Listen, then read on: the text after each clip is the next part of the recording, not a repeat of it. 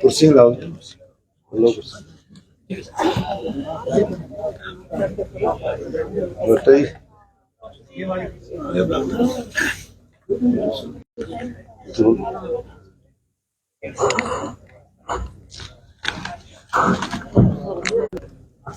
करें शुरू, आप सब लोग आगे। सबको नमस्कार।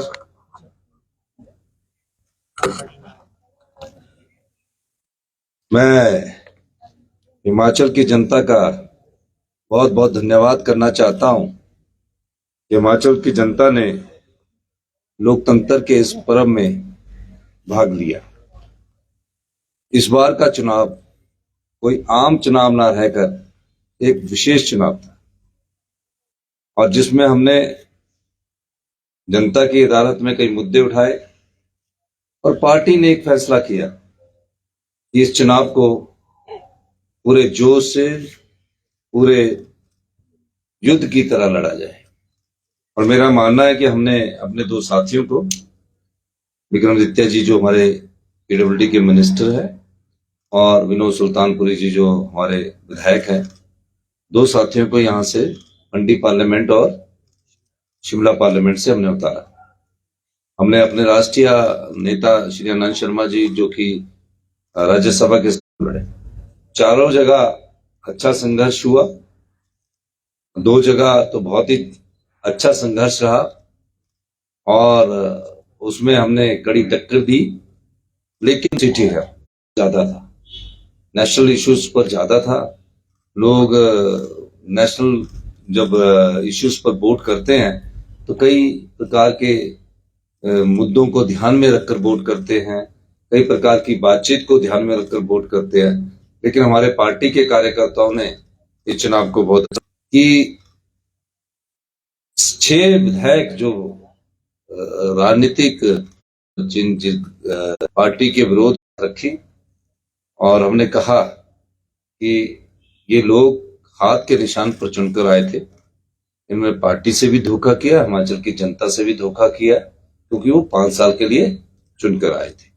अब अगला 3.5 साल का टर्म है और मैं हिमाचल की जनता 14% मत वोट का फायदा हुआ। पिछले चुनाव में 2019 के चुनाव में कांग्रेस पार्टी को 27.53% तथा भाजपा को 6.79% वोट पड़े थे, जबकि इस बार कांग्रेस पार्टी का मत प्रतिशत बढ़कर 41.67 तथा भाजपा का मत प्रतिशत घटकर 56.54 रह गया है। कांग्रेस का मत प्रतिशत 14% बढ़ा है। हमारे अभी 14 महीने 15 महीने की सरकार है और ये दूसरा चुनाव था सरकार की कार्यप्रणाली पर।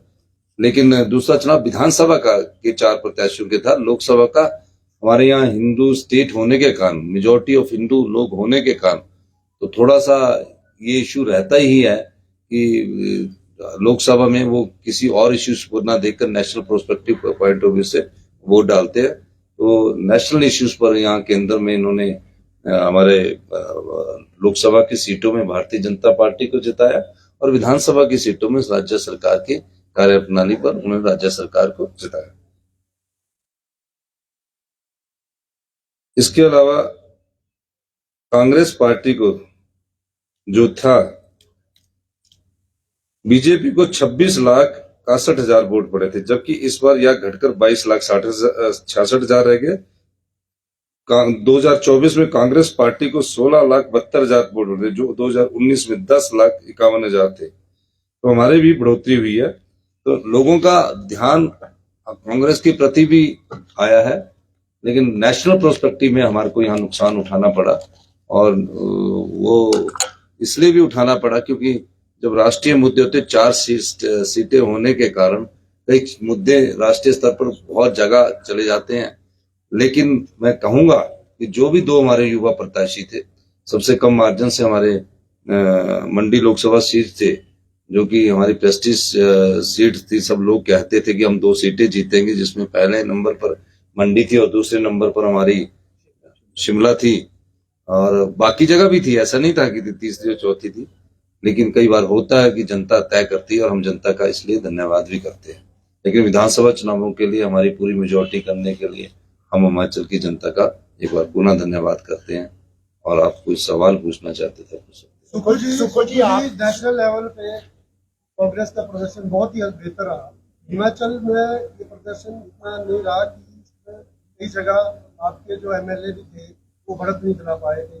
नहीं, ऐसा है, वही मैंने आपको कह दिया अपनी बात में कि नेशनल इश्यूज में एक हमारे यहाँ राम मंदिर का भी थोड़ा सा असर देखने में मिला, क्योंकि 97% ये हिंदू राज्य, ये और उत्तराखंड में दोनों जगह देखने को मिला। तो इस दृष्टि से नेशनल इश्यू में तो उन्होंने डाल दिया। अब देखिए हमीरपुर पार्लियामेंट में जितने हम लोग विधानसभा के चुनाव जीते, वो चुनाव तो हमने जीते, लेकिन उस तीनों असेंबली सेगमेंट में बीजेपी को बहुत बड़ी बढ़त मिल रही है। तीनों असेंबली कुटलैंड, गगरेट, बड़सर, सुजानपुर, इन सब जगह क्या हुआ कि विधानसभा में तो हमको जिताया उन्होंने, लेकिन लोकसभा में बीजेपी को वोट डाला, अनुराग ठाकुर को वोट डाला। तो इस संदर्भ में नेशनल में इश्यूज कुछ और थे, उसी विधानसभा में हमें जिताकर भेजा। मोदी फैक्टर आपको लगता है हिमाचल प्रदेश के अंदर जो है? मोदी फैक्टर भी थोड़ा बहुत था, लेकिन मैक्सिमम जो था वो रिलीजन फैक्टर पर थोड़ा सा यहाँ वोट कन्वर्ट हुआ, क्योंकि हमारे हिंदू संस्कृति के लोग हैं। तो दोनों जगह जो है रीजनल फैक्टर, रिलीजन फैक्टर पर भी थोड़ा बहुत फर्क इसका पड़ा है। जो नेशनल पर्सपेक्टिव में कांग्रेस पार्टी के जो पोल मैनिफेस्टो था, क्या वो हिमाचल में रूट तक नहीं पहुंच पाया? नहीं, ऐसा नहीं है, ऐसा नहीं है। हमारे कई चीजें हैं, लेकिन आप दूसरी तरफ वो भी देखिए कि हिमाचल में तो उनको बीजेपी के विधानसभा में तो उनको रिजेक्ट कर रहे हैं। तो ये कुछ चीजें हैं जो किस क्षेत्र में कौन सा मुद्दा आगे आएगा, किस एरिया में कौन सा मुद्दा आएगा, इस आधार पर भी कई बार वोट पड़ जाता है। लेकिन जब लोकसभा का चुनाव होता है तो बड़ा ब्रॉडर व्यू देखा जाता है लोकसभा के नेशनल के इंटरेस्ट में, इस कारण हमारा यहाँ नुकसान हुआ है। कांग्रेस प्रदेश अध्यक्ष प्रतिभा सिंह जी ने पहले कई बार आपको चेताया कि जो कांग्रेस के पदाधिकारी हैं, अब ये बात करने की नहीं है, ये उनकी अनदेखी हो रही है। नहीं, ये बात तो करने की फर्क पड़ा है और ये आगे उनकी अनदेखी ना हो, इस बात का ध्यान रखा जाएगा। ये बात अब करने की नहीं, अब तो बाहर हट गया। सर शिमला सीट पर आपके सबसे ज्यादा यहाँ पे अहदेदार है, तो उसका हारने का कारण इससे हार हुई, क्योंकि ये पहले कहा जा रहा था कि ये पक्की सीट अगर कोई है तो शिमला है। हार का क्या कारण? दूसरा आपने कहा हिंदुत्व, हम हिंदू राज्य है, सबसे बड़ा राज्य तो उत्तर प्रदेश है, वहाँ तो अपेक्षित परिणाम हिंदुत्व के नहीं आए बीजेपी। नहीं, ऐसा नहीं है। पॉपुलेशन के हिसाब से 97% हमारे हैं। थोड़ा इसको जरूर स्टडी कीजिए, पोलराइजेशन नहीं होती है, पोलराइजेशन नहीं होती है। और दूसरा जो शिमला सीट की बात नहीं है, पूरी जगह हिमाचल प्रदेश के सभी प्रत्याशी एक चुनाव चिन्ह पर लड़ रहे थे और हम उसमें हारे।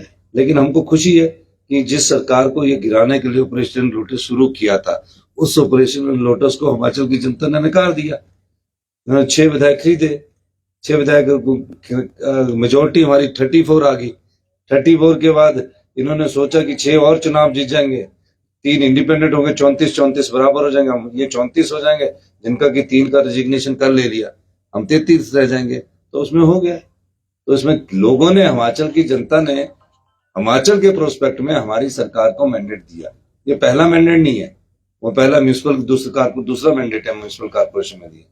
और आगे जो 3 चुनाव होंगे उसमें भी हमारे को आगे देखेंगे। सर जो आपने 1500 देने का महीनों के लिए वायदा किया था, वो फैक्टर कितना काम कर गया इन चुनाव? नहीं, 1500 में हमने लाहौल स्पीति में दिया, फैक्टर की बात नहीं है, हम तो काम करने की बात कर रहे हैं। और 2,37,000 महिलाएं जिनको 1050 रुपए उनको मिला। तीसरा, इन्होंने भारतीय जनता पार्टी ने चुनाव आयोग के पास लटका दिया, उन्होंने फॉर्म नहीं भरने दिए। फॉर्म भरने दिए तो जो फॉर्म जमा हुए थे उनके पैसे रुकवाए हैं। तो जैसे आचार संहिता खत्म हो गया हम उनको देंगे। अब तो चुनाव खत्म हो गए ना, परिणाम निकल गया। हम बीजेपी की तरह नहीं है, लेकिन हम उनको देंगे। सर 4 उपचुनाव जीतने की खुशी आपके लिए बड़ी है, ज्यादा बड़ी है, या 4 लोकसभा का हारने का? देखिए दूसरा एक और साथ में सुजानपुर में खुशी आपकी बड़ी या धूमल परिवार की आपको लगता है ज्यादा? ऐसा है, ये तो उनसे पूछना, ये मेरा सवाल नहीं है, ये तो आप उनसे पूछ। लेकिन 4 उपचुनाव बढ़ने की खुशी तो निश्चित तौर पर हो गई। हम 34 से 38 हो गए, जिस ऑपरेशन को इन्होंने सफल करने की कोशिश की। पर दुख इस बात का भी है कि हमने 4 लोकसभा भी हारे हैं, उन कमियों को देखेंगे। क्या आप मानते हैं कंट्री को एक मैसेज गया है? देखिए, कंट्री को तो पूरे हिंदुस्तान में मैसेज गया है और उस मैसेज का अब हाई कमांड हमारा फैसला करेगा कि एनडीए की जो हमारी गवर्नमेंट है, ये कि कल उनकी मीटिंग होने जा रही है, वो अलायंस पार्टनर के साथ मीटिंग होने जा रही है कि किस स्वरूप में वो आगे आएंगे। तो वो स्वरूप तो नेशनल लीडर बता सकते हैं। हिमाचल के संदर्भ में आपने आपको बता दिया। आपका बहुत बहुत धन्यवाद। बलवीर,